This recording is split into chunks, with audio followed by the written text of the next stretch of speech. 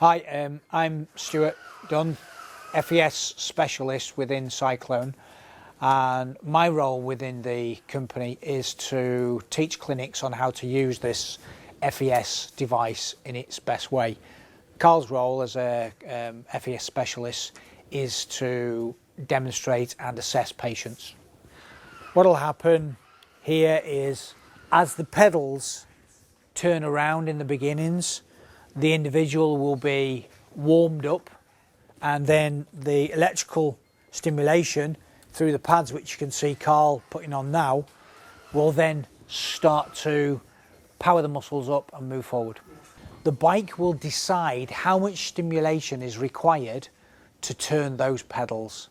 So gradually, as the muscles fatigue, we'll get more and more and more stimulation. Very similar to how your brain would react to as you were picking up a heavy weight, a 10-kilo weight, and slowly your muscles were getting tired, so your brain's pushing more and more electrical energy through the central nervous system.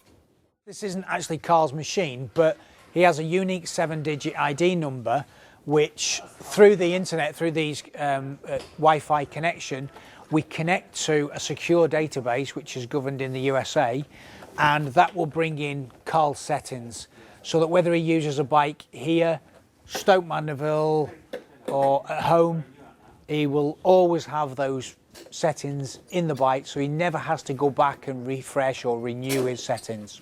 And what he's going to do is he's going to ratchet these straps up so that it pulls down on his chair, and when his legs are pushing quite heavily, because Carl's muscles now have picked up some good strength, he's not going to push his chair away from the bike, okay? He'll use these cables, which will connect to the electrodes here.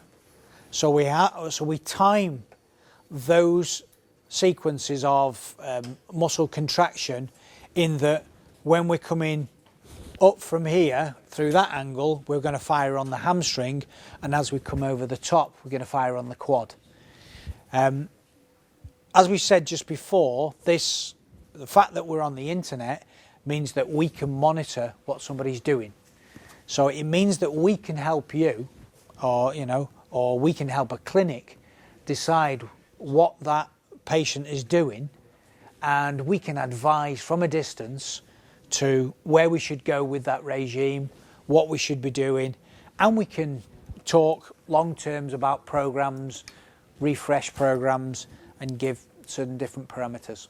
So at the moment, the motor inside here is driving the pedals around, but now we're going through a process where the electrical stimulation is starting to come in, and we'll see in a few seconds we'll start to see the muscles contract.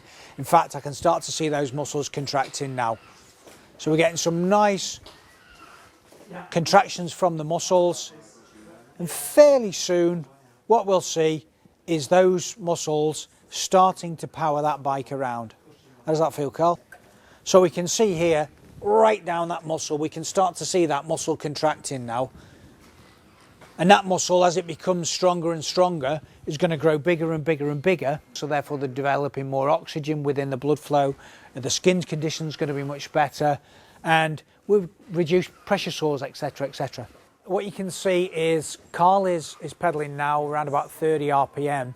If he asks the bike to pedal faster, the stimulation is going to respond accordingly, so he's going to need more stimulation to get himself pedaling faster. So it's unique that this device here at the top talks with this device here at the bottom, and it's the only device of its kind that does that. You can also see that the road is going to New York, I believe, and the stimulation will also measure whether left and right are performing equally as well. And as he increases the resistance, we'll also see, in the same way as when we increase the speed, that his stimulation levels are going to go up and up and up. So to reassure people at home, the resistance will auto adjust so that you never get pushed too hard. And if you do get to the point where your muscles are tiring, the machine will turn off the electricity and go passively, so that you don't work too hard. It massively increases circulation, but movement alone will increase circulation. This muscle contraction is bringing oxygen. It's powering muscles up, so the muscles are actually physically working. So the endorphins that are produced in the leg are much higher than the endorphin production when we're using arm. So they tell us that they get a really good cardiovascular output from it, so the whole body feels good. Many people suffer from high levels of spasm, so we reduce the spasms massively, as long as somebody's using it on a nice regular basis. This particular machine has an upper torso device on it as well, so that the arms could be used and stimulated. But for Carl, we don't need it because he's a paraplegic and he has a very good upper torso. For myself, I've got limitations in my forearms, limitations in finger use. Shoulders are a little bit weaker than a paraplegic, and maybe I need some stimulation into my back to get me sitting up straighter. We also look at people that are completely paralysed, C2, C3, C4, that they may have nothing at all in bicep, tricep.